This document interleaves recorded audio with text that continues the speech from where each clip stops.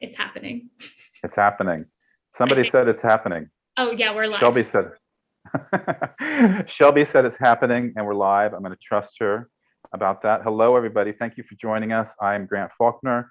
I'm Executive Director of NaNoWriMo. This is a very special weekend for us. So thank you for showing up to donate, to write, to watch webcasts like this, whatever you showed up for. We appreciate it. You know, NaNoWriMo is, what charms me about NaNoWriMo is the community. It's always amazing to me to read through online comments on Twitter and to see NaNoWriMo trending and to see people encouraging each other to write and to push themselves further and to realize their creative potential and write 50,000 words. That's so special. I don't see that happening in other writing communities the way it happens in NaNoWriMo with this kind of whimsical, wonderful glee. And so today, first, and before we go into talking to Emily and hear all of her wisdom about writing the NaNoWriMo novel, I want to thank those of you who have donated because I think we're nearing, or we just crested over the $25,000 mark, which is huge because this is our biggest fundraising campaign of the year. I think we raised about 20 or 25% of our total funds to put all of our writing programs on during this weekend. And it all happens because of NaNoWriMo participants who donate $10 or $20, whatever they can. We appreciate it. And if you can't donate, we just appreciate you joining our community and writing and encouraging others to write. And so, yes, thank you. And we have activities planned through this Monday. This is a 72-hour marathon. And Monday is the first day of NaNoWriMo. So we have a 140 million word challenge. We're challenging everybody to double their words. So instead of writing just 1,700 words on Monday, try to write 3,400 and you get ahead on your NaNoWriMo novel and be more likely to finish it as well. So with that, I am super excited to kick off today's activities with Emily XR Pan. Emily is a NaNoWriMo veteran, a member of the NaNoWriMo Writers Board, and she is the New York Times bestselling author of The Astonishing Color of After, which was recently named, there it is, which was recently named by Time Magazine as one of the 100 best YA books of all time. And Emily also co-created the Foreshadow anthology. She teaches creative writing, and her next novel, An Arrow to the Moon, will be published in April 2022. And I should note that we are giving away 5 copies of The Astonishing Color of After if you donate in the next hour. And one more thing. Oh, Emily's writing a pep talk for us this year. So it'll be this webcast and then a pep talk. And we're going to get plenty of Emily's wisdom. And so Emily, just so viewers can actually get to know you more as a writer, I'd like to go back in time. And you can do that because I don't know if you're officially a witch, but you have the witch's hat. And so you can go back in time to when you first did NaNoWriMo. And I'm just curious, why did you do NaNoWriMo? And what did you get out of that experience? And why would you tell others to do it? So my very first NaNoWriMo was 2011. And NaNoWriMo had already been around for a handful of years at that point, and I had friends who did it regularly, but at first I kind of like sneered at it when I first heard about it, because I was like, I already write all the time. I'm already very committed. I'm trying to get published. I've written multiple novels, and I don't need like an event to tell me what to do. But then in 2011, I wanted a little bit more of accountability. I wanted that shared energy. I wanted to just try something new. I wanted to experiment. And so I gave myself the challenge. I was in grad school. I was in an MFA program at the time. And so I was like, I know I want to finish a full draft of a novel in time to revise it as my thesis. So I decided I was going to use NaNoWriMo to push through that. And I just, sat down and did it. I get very intense about these things. So I was like, well, I can't fail. It's happening. Mm-hmm. And it was kind of a life-changing, game-changing experience to suddenly have a month of the year where I'm hyper-focused on this goal that I normally would not set as a goal. I normally would not use word count as my main driving factor to write, because it feels, it can feel really inorganic in some ways, but I feel very strongly that, making my brain do that. And I know some writers kind of disagree with the idea of like setting a word count goal, but I think having 1 month of the year where I exercise my brain a little bit differently and really push towards that, it always shakes something loose for me. And I always discover things about the book that I don't think I would have discovered otherwise. Zadie Smith has this really excellent speech that she also turned into an essay called That Crafty Feeling. And she talks about the middle of the novel magic, how when you're deep in this like writing momentum, it starts to feel like everything you experience, like you get on a bus and you overhear a conversation, and that's like, it belongs in your novel. That's what it comes from. Or you observe somebody, you know, with a cast on, and they have like two rulers taped together to be able to reach into their cast to scratch. And then you're like, oh, that detail, my character needs that detail that feels so true to the world or whatever. Just like every single thing that you experience that you intake is meant to be part of your novel. And I never actually feel that way, except when I'm in a NaNoWriMo type of momentum, which is like, I can consistently achieve it in November just from the sheer pressure of, well, I'm doing NaNoWriMo, I've got my streak going, I can't lose my streak, I gotta pound through these words. And sometimes I can get it when I'm deep in like a revision mindset, but I really think it was NaNoWriMo that taught me to sink into the trance of like thinking about my novel constantly, because November is such a busy month, right? Like so many holidays are approaching. It's the time of year when everybody's like scrambling to get everything done before like the year ends. You have so many goals you have to meet for whatever number of reasons, and you have to deal with like maybe annoying family members way more than you normally would. So everything feels very frenzied.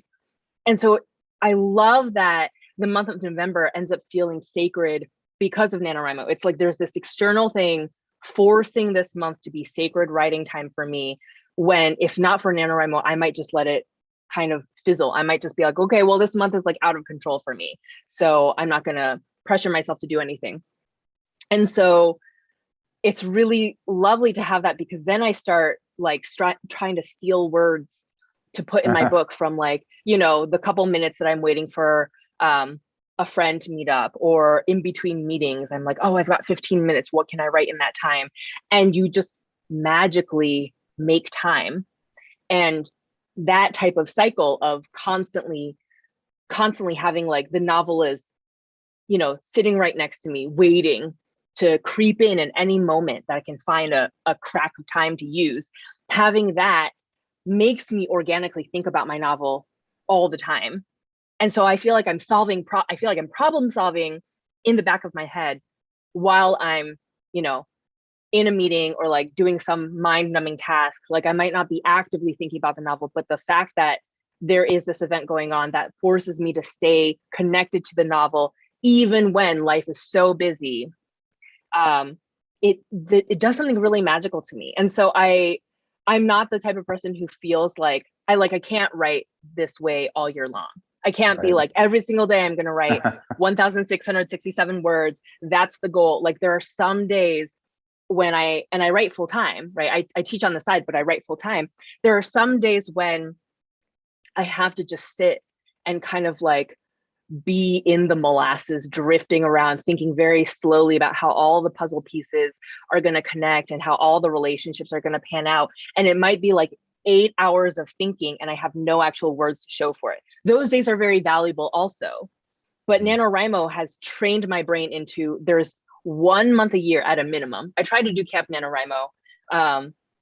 Camp NaNoWriMo is a little bit trickier for me, but November is this like sacred sprint month where it doesn't matter how garbage the words are that I put out. The point is the mental exercise of it.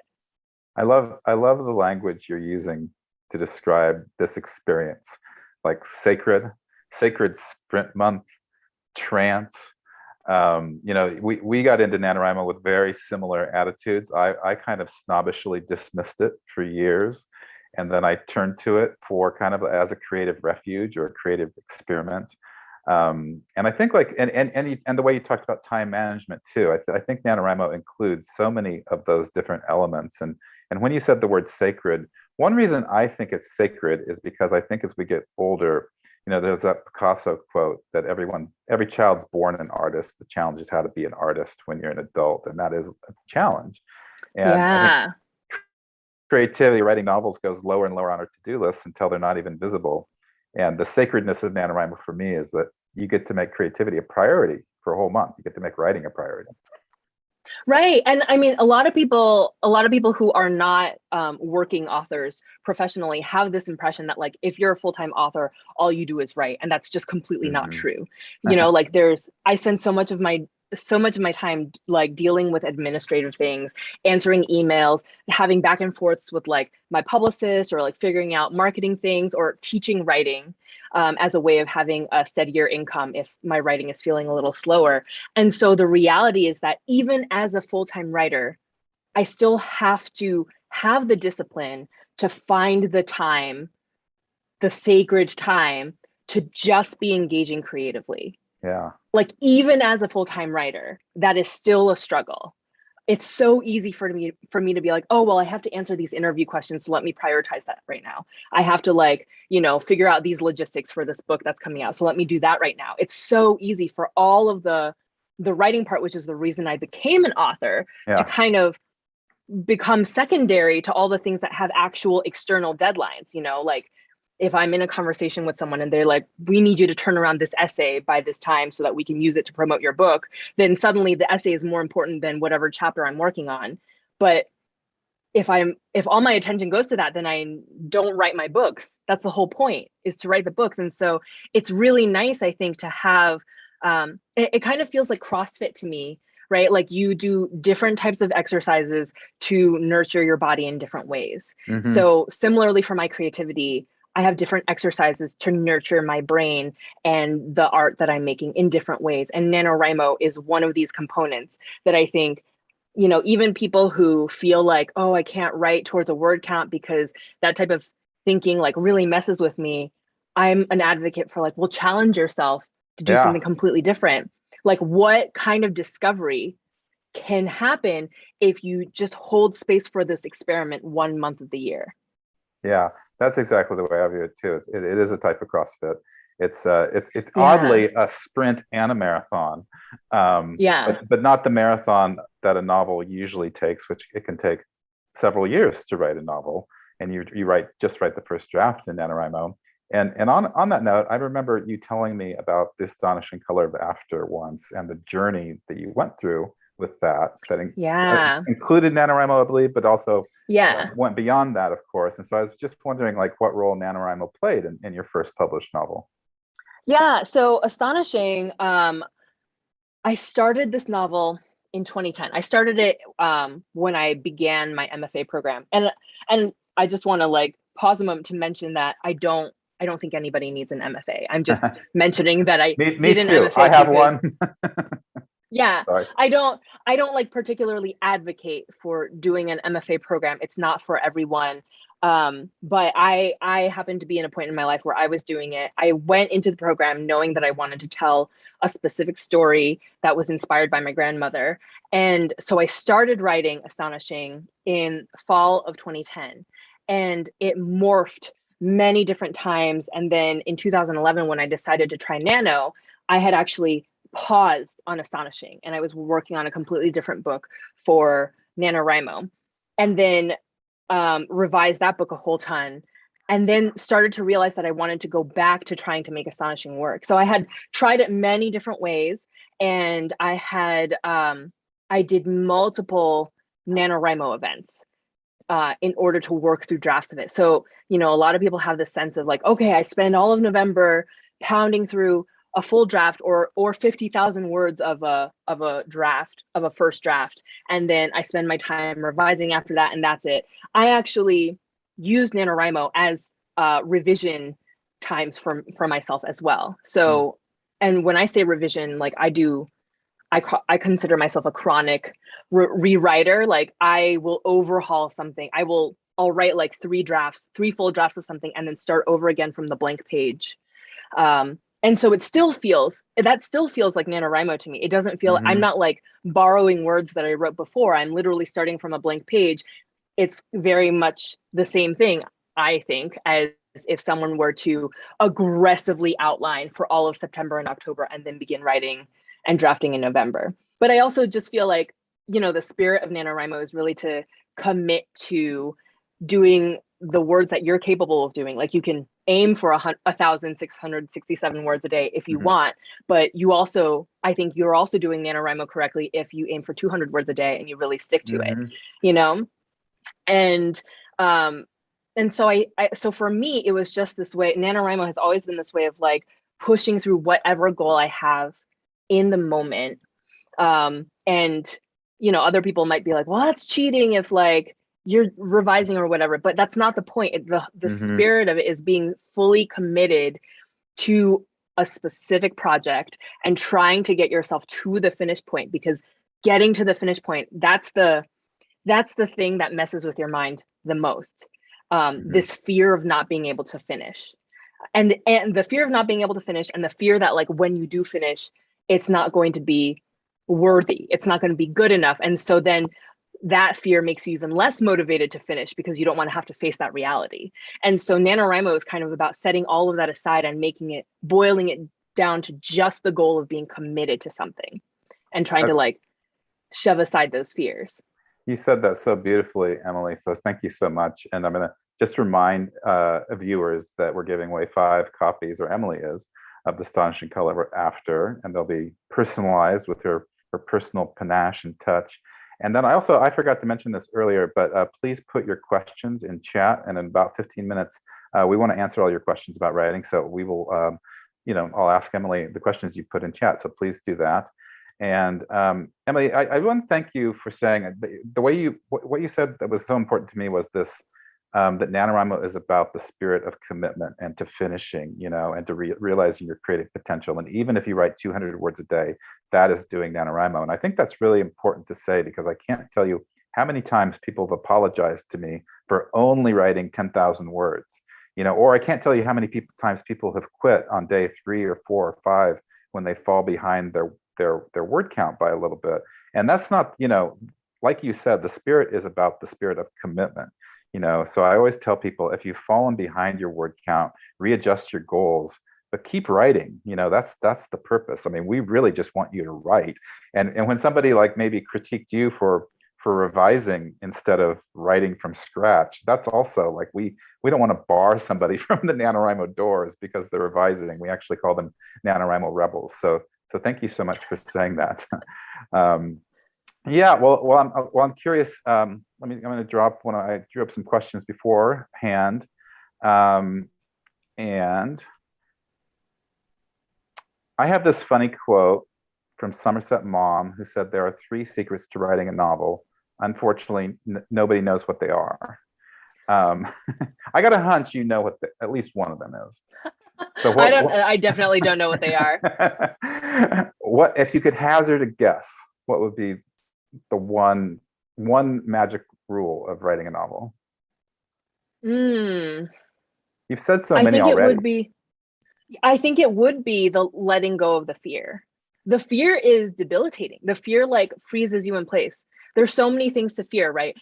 The fear of I'm never going to reach the end, or the fear of I'm going to reach the end and it's going to be terrible, or the fear of I'm going to reach the end and be forced to reckon with the feeling that like imposter syndrome, that like not only is it terrible, but I'm never going to be good at this. So many different thoughts, and also the fear of like, oh well, what if this novel is not like turning out the way I want it to? Like, people went in brainstorming mode. I think it can often, the idea of what the end result should be can get so calcified in the brainstorming process that people are afraid almost to let the novel sort of take its own direction. And so I have to let go of all of those fears. I have to just look at what's immediately in front of me. If you think of like a car driving through a dark forest, and like you can only see as far ahead of you as the headlights, as the high beams are shining. That's all I can focus on. I can't think about the overwhelming expanse of dark forest that I might get lost in. I can only focus on the stretch of the road I can see. I have to like focus on driving that stretch in front of me. And so I have to set aside all those fears, and it's so hard to do that. Like, I have imposter syndrome, like I am a published full-time writing author, and I still have really terrible imposter syndrome, and some days it really gets to me, and I have to set that aside. And I also have to allow the novel to be what it wants to be. The novel that I write is never what I set out to write. It becomes alive. That's kind of the magical thing about writing, I think. It takes on a life of its own. And when I'm writing well, when I'm really doing well, and I'm really sinking into it, and I'm like listening to my characters and responding to my characters, because they become living, breathing creatures on their own. When I'm really in that space, they're telling me the story, and I'm just kind of the vessel receiving it and like letting it flow out and sculpting and shaping the novel. And I think that's the beautiful thing, is I start out thinking the novel is going to be this, and when I finish, it has alchemized itself into something different and usually more interesting. And so you have to trust that your brain will do that work, and it's not gonna happen on the first draft. Like, you're going to have to revise. Right. And so nothing about NaNoWriMo is like, oh, I'm gonna this month, this November, I'm gonna pound out an entire novel. I'm gonna be a secret genius. It's gonna be pure gold. An agent's gonna snap it up immediately. It's gonna sell at auction. It's gonna be made into a movie, and I'm gonna be famous for the rest of my life. Like, that's always like the secret dream, right? But it's not. I don't think that's happened. We've had some great success stories, including you, but I don't think we've had that exact success story that I know of. But that's like everyone secretly is like, oh, well, right. maybe I'll get this right. Even I'm like, maybe this first draft will just be amazing, and right. I'll have very little revision work to do. That's never going to be the case. That'd be so lovely. Yeah, I'm a torturous reviser. I revise many drafts. And I've never arrived at the state that you just described. But while you were talking, I have to presume that just for viewers' sake, if this is your first time kind of engaging with NaNoWriMo, we have this kind of continuum of planning and pantsing, as we call it. And so pantsing means write by your absolute seat of your pants. Some people show up November 1st and they don't even know what they're going to write about until their hands hit the keyboard and they go. And that's a perfectly great, wonderful experience. On the other hand, we have like people who plan maybe for weeks or months ahead of time, and they'll have meticulous outlines drawn up. And the way that you talked about your writing experience, Emily, it seemed more about that in being in touch with your intuitive sense of the story, that kind of mystical sense of the story, and at least pantsing it to some degree. Do you consider yourself a planner, plantser, or pantser? I'm definitely a plantser. I have tried both extremes. I've been on both extreme ends. The very first time I did NaNoWriMo, I remember, I think I wrote like 63,000 words of a novel in 2011. I mean, I still have my account, so it's like all logged there, right? If I really wanted to go look at the numbers. And I remember being like, okay, I got to set myself up for success. So I outlined meticulously. I think I had like a 30-page outline to do that NaNoWriMo, where I broke down every scene. Over time, I've moved away from that, because just for me personally, that takes the joy out of writing. Like, some people love that experience of like having the distilled thoughts that they then get to sort of pull out like taffy on the page. For me, I need the discovery, and I need the surprises and the sparks that appear out of nowhere while I'm writing. And so then I tried pantsing. I tried being like, okay, I know nothing about the story except maybe a vague sense of who the characters are, and I'm going to sit down and write. And then that kind of like overwhelmed me when I was writing, because it was like there were too many doors, too many hallways that I could go down, and I couldn't figure out what path to choose. And then I would kind of like willy-nilly end up wandering through this maze and have a very incoherent thing at the end that felt overwhelming to edit. And so now I do a combination of both, where I go into the story knowing a few peaks that the story is going to hit. I usually have an ending in mind that I'm working towards. And if I am going to outline, it's only to address my immediate anxiety of like, what is my high beam, what are the high beams of my car shining at? What do I see immediately ahead of me? So I might write to a point where I know what's going to happen in the next scene, and I'll jot down a few notes. And then the next day when I come back, this is kind of like Hemingway style, right? Of like stopping the writing session in the middle of a train of thought so that you can pick it back up easily and slide right into that momentum again. It's a little bit similar. Like I might like just jot down some notes for what I am thinking that the next scene is going to be, like bouncing off of the current scene, as a way to save me time so that I don't always have to feel like I have to sit down and reread what I wrote beforehand to like pick the threads back up. And then the next time I come, and I will just start from that as like a launch point, and then pants from there. So it might be like these two characters are going to play a game and there's going to be a conflict, and those are the only points. And then I sit down and write that, and then, the conflict could go anywhere.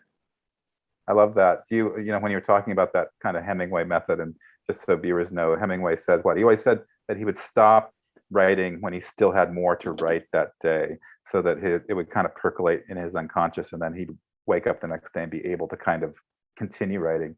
Sometimes NaNoWriMo, because like hitting the wall, this is something really important to talk about with any kind of writing experience.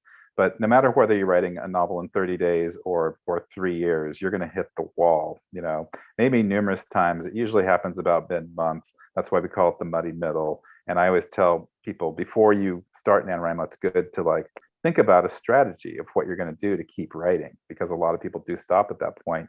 And I'm surprised sometimes by how many writers think they have to write a novel linearly from chapter to chapter to chapter. Do you ever skip around or skip ahead to write something that might be more fun? I know I've heard of a lot of writers doing the dessert first method, Ah, right? Where like you're excited for a scene, so you write that scene and then you go back later and fill in the in-between scenes. I don't really like to do that, because for me, the dessert is like the carrot I'm dangling in front of me to make me write the stuff that I'm struggling to write. And also, I think for me, it's that the emotional and plot logic can easily get messed up if I jump to dessert first, if I like skip around. And also, if I'm really struggling to write a scene, then I have to pull back a little bit and be like, well, why am I struggling? Is it because this scene is actually super boring and unnecessary? In which case, how do I turn it on its head? Or like, what's a different entry point into the scene? And so I think it's really valuable to write with the mindfulness of what am I reacting to in the scene? Why am I hitting a wall? Why do I feel stuck? What are strategies I can use to make it feel exciting? And I think that makes it more fun for the reader. Like if I'm struggling to write a scene and I have to like, it's like pulling teeth to get it out of me, it very well might be pulling teeth for the reader to read it. yeah. I feel like that's a highly possible outcome. So then how am I going to change that? Because I want it to be a delightful reading experience. So yeah, I kind of don't let myself, it is torturous, but I kind of don't let myself jump forward to the scenes that I already know about. But because of the way that I revise so heavily that I will like in revision sometimes tear out an entire character and like write an entire new character in, or like completely change the setting. Like the bones of the story are the same, but the setting's completely different, or the rules of the world completely change. I'll like unbraid everything and braid it back together with new pieces. Because of that, in revision, I will end up with empty pockets. But I think the work that I do in really trying to push myself through those hard spots in my earlier drafts, I think they're really valuable in that they create like a line of cohesion that I can follow, even when like the line temporarily drops. It's much easier for me to connect point A to point B during revision if I've already set myself up with a certain mindset. I don't know if that got a little bit too abstract, but that's kind of the way I think of it. I was thinking there's one great lesson in there that I'd love to tell NaNoWriMo writers, and that is that, I mean, when you said that sometimes you rip out, maybe that's not the greatest language for it, but you take out a whole character or a whole storyline in revision. And that is part of the principle of NaNoWriMo, is that don't get too attached. Nothing is too precious about your rough draft. So I always think of it as a discovery draft, and you're exploring your story. And sometimes you have to explore characters or storylines that you will take out in revision. But that doesn't mean you shouldn't write them in a rough draft. And I actually know somebody who's kind of paralyzed right now because he doesn't want to waste time writing things that won't end up in the novel in the end. And what I told him was like, no, that is how you write a novel. Actually, you write a lot of things that don't end up in the final draft, and that's what you have to do. That's part of the creative process. Yeah, I like people are often really amazed that like if I write an entire 90,000 word draft and then I say I'm literally starting over again from the blank page. And I'm not writing a new novel, I'm writing the same novel. And they're just like, how can you throw out that much work that you've done? And my answer is always, I'm not throwing it out. That work was valuable. That was the scaffolding. In order to build up a building or to repair anything on the building, you have to have the scaffolding to help get you up there. But when the work is done, you take the scaffolding down. You don't see it anymore, but the scaffolding was necessary. And so all of those early drafts, that was scaffolding. And so I trust that all the work I did in those early pages of like, draft 6, draft 9, draft 17, all of that work was valuable and necessary for my brain to make the connections so that I could get to draft 23 that I finally turn into my editor as the final manuscript. I love that. I also love that you write 23 drafts.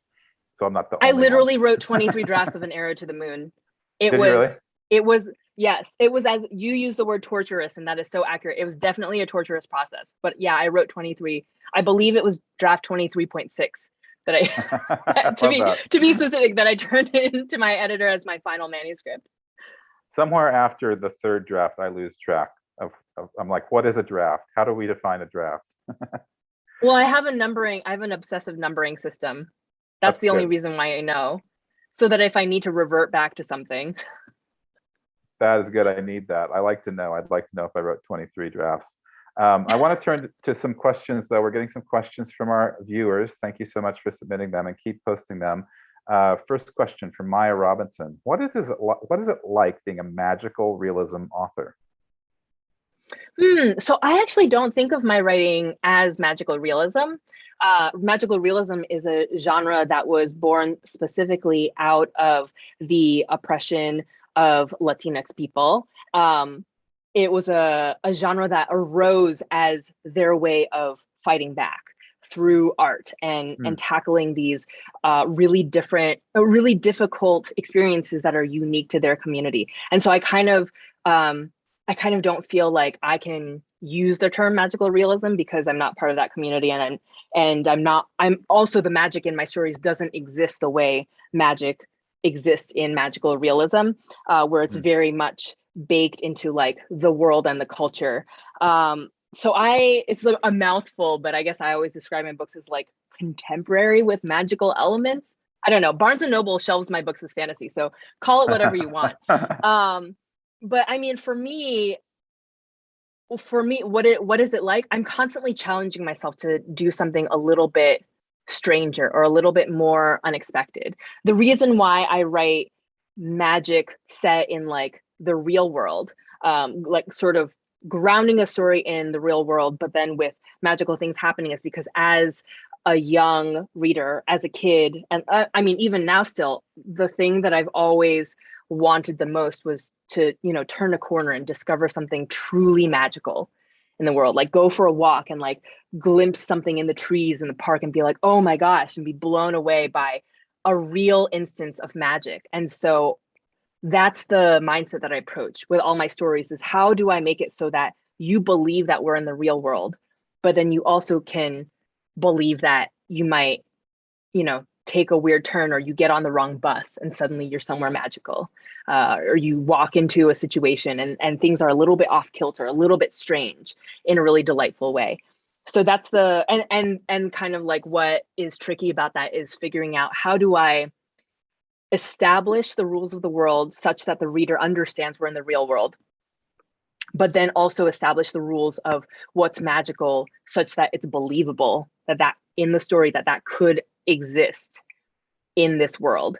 And then also establish like, how are my characters engaging with it and what part of it actually feels magical. A lot of the time people who are coming up with like world building, their world building systems of magic of their world and everything. They think the magic itself is what's magical, and that's not actually true. What's magical is how the character interacts with and uses the magic. What's magical is how the magic affects what's going on, like affects the events in the novel. So I think I spent a lot of time thinking about that. That's great, Emily. Marianne Valerio asks, what do you think is different between writing YA and for adults? I think, well, first of all, okay, so I used to do book marketing for Penguin. And so I feel like my perception of this question is a little bit different than a lot of authors would be.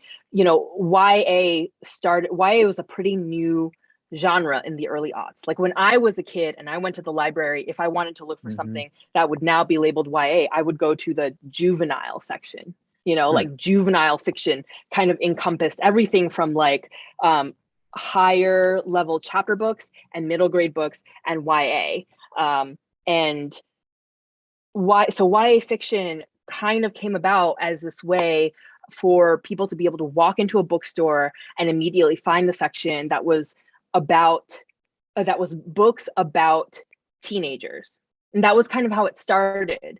So, you know, a lot of adult books like Prep by Curtis Sittenfeld might have sat, that's an adult literary novel technically, but that would probably have sat on a YA shelf back in the day. I would bet, you know, because back then things were a little bit less clear. It was literally just like a marketing term when it first started. And then over time, as more and more people started reading YA, as more YA started to get published, I think it's kind of evolved and taken on its own specific type of flavor and its own specific voice that you can kind of expect or recognize when you're reading something that's YA. I think there's been this evolution over time.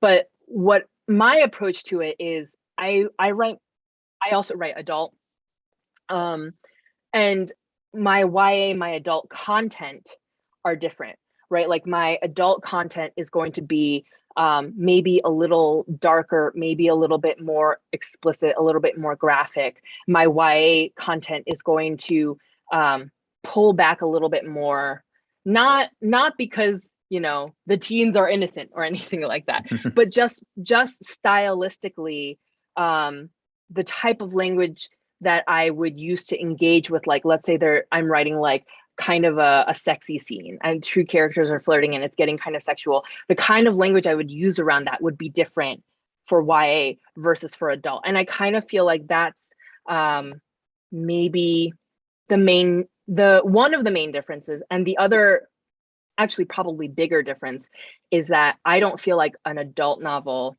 has to end on an uplifting note. I also don't feel like an adult novel needs to be all that dynamic. Like you could have an adult novel that's very meandering, it's a character study, and that's kind of all the pieces. It's like a slice of this person's life and you're just really sinking into their thoughts and how they're observing things. Whereas a young adult novel, if I'm writing young adult, I feel this obligation for, no matter how dark the book gets, there's going to be something uplifting. There's going to be like that beam of hope at the end. I definitely feel that pressure when I'm writing YA. So I think those are kind of the distinctions. But again, I think a lot of that evolved out of the way that the YA label has changed over the last couple decades. Yeah, that's really interesting. Thank you for that almost history lesson in a genre, because a genre, like you said, grows out of marketing sometimes, not necessarily out of the writing itself, but then it kind of forms like some rules that kind of guide expectations. Abigail H asks, Emily, what's the most exciting part of writing a first draft for you? And what keeps you focused on that project rather than a new idea you may come up with? And I think this is an interesting hazard of the first draft. I always say the novel that you're not writing currently always looks better, or almost always looks better than the novel you're writing, or sometimes looks better, put it that way. Shiny new object syndrome. Yeah, exactly. Yeah, shiny new object syndrome is a real struggle. And I think, I mean, first off, whatever you're writing currently, your brain is already starting to criticize. right? Your brain had this vision of it being this like perfect, groundbreaking, really cool idea. And then you start putting the words down and then you're like, oh, I'm really far away from that vision. And then you come up with a new idea. And because you have yet to put any words down on that new idea, that idea is just pristine and sparkling in your brain. You don't yet have the opportunity to criticize it in that same way. And so for me, avoiding shiny new idea syndrome, a lot of it is about reminding myself that I'm going to continue to have shiny new object syndrome. Like if I start writing that, there's going to be another idea that comes in that's going to feel like it's way better. And that's a trap. Like if I don't write something start to finish, I talk about writing the process of writing the first draft as like digging up the clay. I have to dig up the clay first before I have anything to sculpt. It's useless if I start digging up the clay and I go, this clay is like way too ugly. I'm going to go find some clay somewhere else. And then I go somewhere else and I start digging up the clay and I'm like, oh, this clay is also ugly. Just kidding. Let me go somewhere else. I'm never going to end up with enough raw material to actually sculpt it into something good.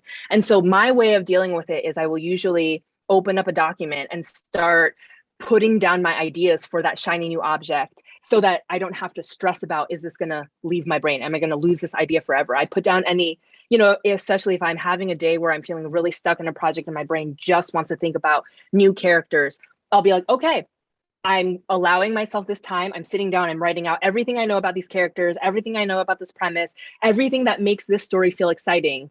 And usually you'll hit a point where you're kind of like fatigued about the initial brainstorm. And when I hit that point, I'm like, okay, now this goes into the folder and I'll look at it when I'm done with the project that I'm supposed to be finishing my goal on. So I will allow myself to play in that world a little bit. If I really feel like I need more, I might try to write a short story out of it, because writing a short story, I think, oftentimes reveals the holes in a premise for how sustainable is it to actually write this idea as a full novel. Do I actually have a clear enough sense of this for it to be a useful idea? Sometimes it's just my brain wanting to fixate on the sparkly thing because I'm so convinced that what I've written is crap. So that's my strategy. And I guess the most exciting part of writing a first draft, I don't know. The most exciting part of writing a first draft is that I will ultimately have a first draft that I can work with. I do not like writing first drafts. I think we share so much, Emily. I feel like everything you say I'm like relating to very personally. And I always tell people that that's one reason I love NaNoWriMo, is it helps me get through the first draft really quickly, because I love sitting and revising up to number 23.6, that version. That's right when I've had enough of it. And on that note, Cheryl BK says, I want to know about her numbering system. So I think we should pause. Part of being a writer is being organized. Okay, this is how my numbering system works. Any whole number increase means that I have done a big enough overhaul of a component that the draft is going to look significantly different. So like if I decide, oh, I need to actually add in a character, or actually this side character needs to become one of the main characters, then the draft where I move into that, because that's a whole number increase. The decimal increases, if I go from like 23.1 to 23.2, that might be something as small as I've, in this draft, decided to completely change the spelling convention I'm using for the Mandarin words in the book. I'm switching to a different one, and so I can keep track. If I at a different point I decide, oh, actually I want to go back, I don't have to lose all that work. There are programs that will do this type of version control and archiving for you, but I'm a little bit too particular about the way that I need it to work. And so it just works best for me to track it myself with my numbering system. The decimal increases also might be if I do like a big revision and I've overhauled it. So I've done a whole number increase, but then I decide to sit down and do kind of some brief basic line edits to smooth things out before I show that draft to my editor. That might also be another decimal point increase. So it's just, that's just the system that I follow, so I can keep track of like macro level changes and micro level changes. That is brilliant. Much more brilliant than me, who optimistically will title the third or fourth draft final.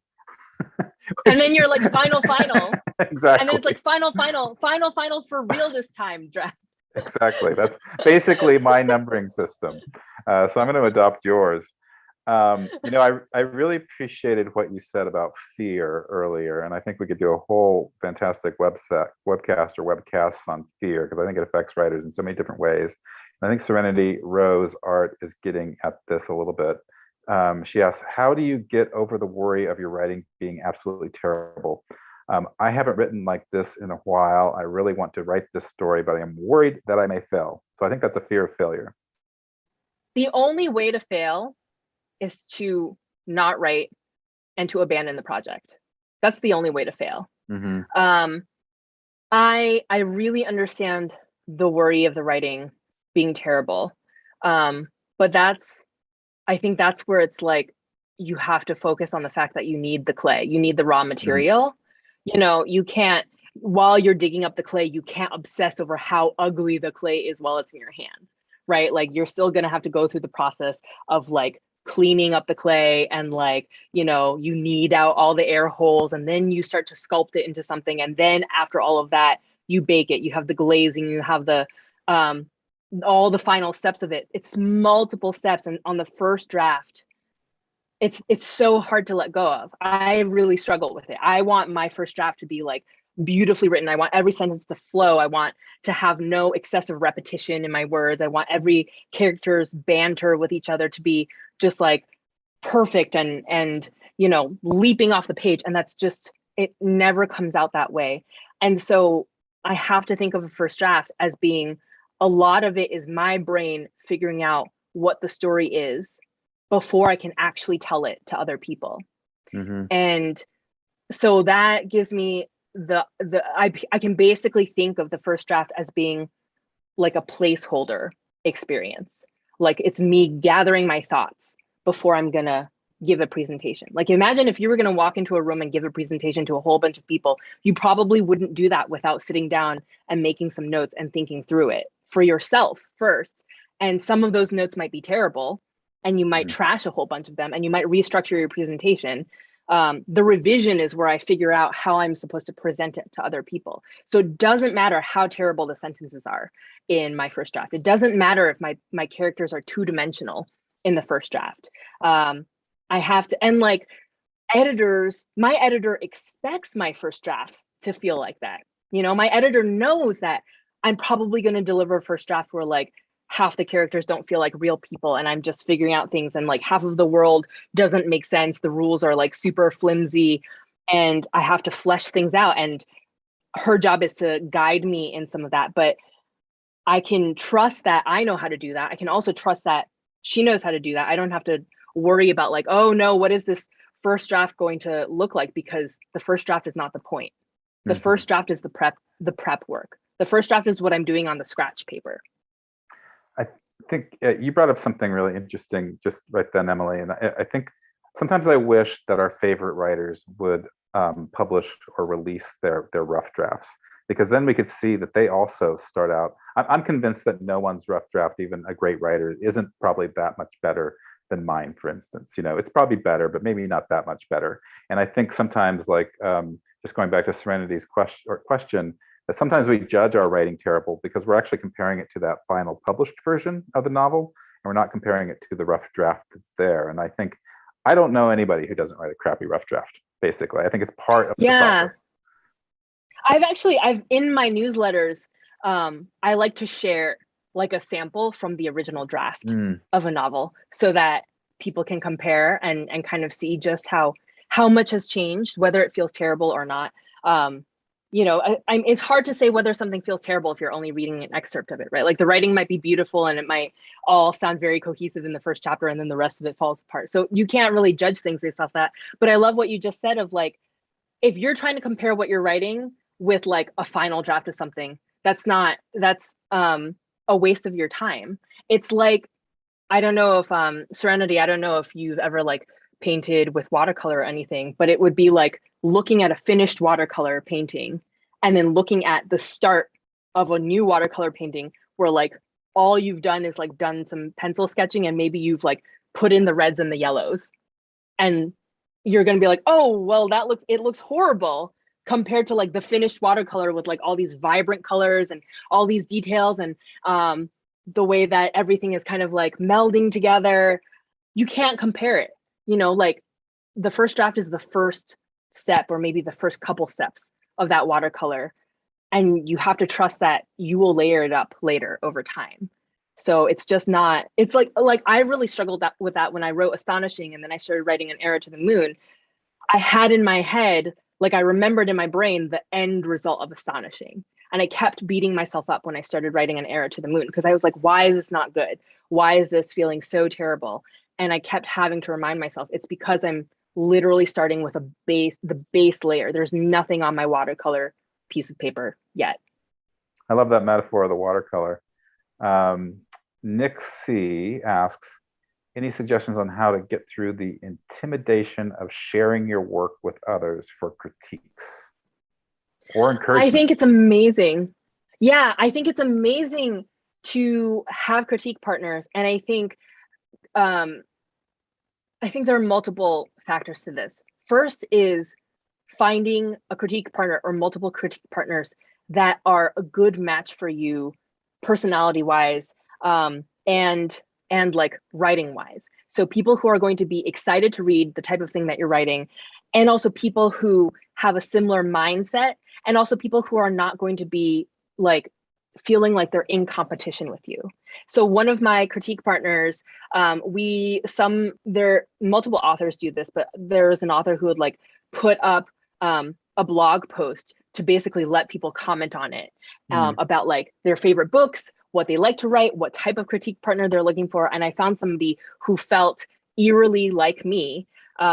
I live in New York, but she lives in California, and I would joke that like we felt like opposite coast twins. And so I found her on the internet in 2015, and she has since become one of my dearest friends. And she's so smart. I send every draft her way because she always knows exactly what to tell me, and she'll meet me where I'm at.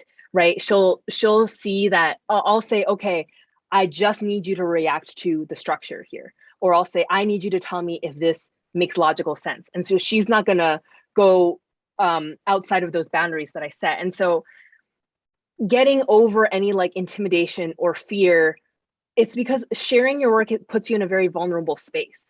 So you have to find somebody who you feel comfortable being vulnerable with in that way, which is why I'm saying all these things about like the important thing is who your critique partner is. Like, have you selected someone who is the right type of reader for your work? Have you selected somebody who is going to communicate with you about your work in a way that really holds space and protects your creative energy? Or, you know, I've had critique partners before where there was a little bit of that competitiveness where it could get a little bit condescending. You know, somebody might be like, oh, well, like, you know, this paragraph could just like really use like some polishing up, and just like the language would be a little bit abrasive. Like, that's not a good match for me, right? Somebody who's going to talk like that, who's going to make me feel like they're smarter than me, that's not the point of a critique partner.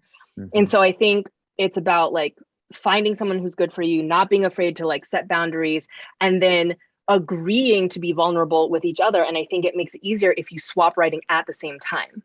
And something my critique partner and I do, we have regular Sunday status updates. So every Sunday we text each other to say what I did during the week, what I hope to accomplish during the next week, or what I'm currently working on, what I'm planning. We'll exchange that as a form of accountability, and then we'll cheer each other on, or we'll commiserate if it's really hard. And then sometimes we'll even set deadlines like, okay, on this date, I'm going to send you 30 pages. You're going to send me 30 pages. And that kind of like shared vulnerability evens the playing ground, right? Like you're both being vulnerable at the same time. That's so well said, Emily. Thank you for that. And you know, earlier you mentioned An Arrow to the Moon, and since we're getting near the end of our hour, and so this is also a way to say to the attendees, please put your questions in now, and we'll try to get to them. But you mentioned like while writing An Arrow to the Moon, you had to keep reminding yourself about your previous novel and what was good about that and what made you proud about that. So I was curious if you could tell us a little bit more about the process of writing An Arrow to the Moon and about the novel itself. Yeah, well, the premise of the book, it's Asian. It's okay. So it's Romeo and Juliet meets Chinese mythology. That's like the super quick high level elevator pitch. The elements of mythology that I'm drawing from are the goddess of the moon and the god of archery. I've kind of like turned them into my Romeo and Juliet characters, and they are both families are immigrant families from Taiwan and who live in this American town called Fairbridge. It's a fictional town, and the families are rivals, so they hate each other there. There's tension in terms of like personalities, tension in terms of jobs, tensions politically, in terms of how they identify, like as either as Chinese or as Taiwanese. And the two main characters fall in love and really figure out who they are in the space of this love that they have for each other. And I knew the mashup that I was writing going into this book. I knew that it was going to be Romeo and Juliet and Chinese mythology mashed up together. It was really hard. It was really hard, especially because Astonishing got some nice attention. And I read my Goodreads reviews. You're not supposed to as a writer. It's terrible. It's toxic. I cannot seem to stop myself from doing it. It's totally masochistic. Don't do it, fellow authors. But what would mess with my head the most were the good reviews, not the bad reviews. The good reviews would mess with me the most, because I'd be like, how am I supposed to follow that up? Somebody who's like, this is a new auto buy author, or like, this is my favorite book of all time. I'm like, well, so I'm never going to beat that, and that's extremely pressuring. And so I was constantly beating myself up, like, how am I supposed to write something that's going to top that? And I had to reach the point of being like, no, these are different creatures. These two books are completely different entities. And, I used to think of my career as like, I wanted to like constantly be climbing up to a higher peak on the mountain. And I've since revised that. Like, every book is a different peak. I'm climbing a different mountain every time. I cannot compare the two. The terrain's different. The climate's different. The experience is going to be different. My brain is functioning differently. I've grown and changed as a person, hopefully. And so all these factors are going to feel different. And so it was very much a struggle, which is why it took me so long to write An Arrow to the Moon. It sounds wonderful. Thanks. Yeah. And I really love what you just said, that every novel is a different mountain and it requires a different kind of style of climbing, a different approach. You're a different person. And I think that, we learn a little bit from novel to novel, but every novel is a learning experience unto itself. So it's not like you master novel writing and it suddenly gets easy. So thanks for pointing that out. And we're nearing the end of the hour here. And I just want to say, Emily, that I just received this from Shelby, who's been monitoring chat. She says, people love Emily's hat and nails. Oh, thank you. So thank you for wearing the hat and being in such a great spirit to share your writing wisdom. And I just want to encourage everybody who's watching to write, to take what Emily said and apply it to your NaNoWriMo novel, to commit yourself, like she said, commit yourself to this sacred act, this sacred moment in the year, and reach 50,000 words, or just write 200 words a day, as you said. Just write. So I want to close, Emily, with, of all the writing advice you have, what do you want to tell people as they head off to NaNoWriMo to write their novels on Monday? Oh gosh. I feel like closing advice is always like, you want it to be like really big and profound. I'm gonna give something very actionable that Okay. I do at the very beginning of every novel that I write. I write a bullet point list that I call my love letter. And it's all the things about the project that I'm most excited to explore. It might be like, I'm excited about this premise. I'm excited about this character. I'm really excited about this setting that I chose. Or I'm really excited about this one idea that I know I'm going to implement. Or I'm really excited to try this specific theme. And I make a list of all those things. And on the really hard days when I feel really stuck and I feel really disconnected and I can't back to it, I go back and I reread my love letter and I look down that list again. And sometimes I'll just pick an element to focus on and be like, okay, I said I really wanted to dig into this premise or this atmosphere. Let me now like really focus on that in this scene. And that's my way of being able to reconnect with the sparks that first gave me the idea. That's brilliant, because I think so often we forget that initial spark that caused us to want to plunge in and write this wonderful novel, this gift. So that's great that you have a way to remember that and replenish yourself with it. So thank you for everything today. You've replenished. Thank you for having me. Absolutely. It's always a treat to talk to you. I always learn something. And I hope our viewers learned much as well. I know they did. So just want to wish everybody. Thanks for tuning in. Yeah, thanks for tuning in. Happy writing. Thanks for all of your support. You make NaNoWriMo happen. So we really deeply appreciate you in every way, whether you donate with us, write with us, or just show up for Webcast. So bye, everybody. Happy writing. Thank you, Emily. Good luck, everyone.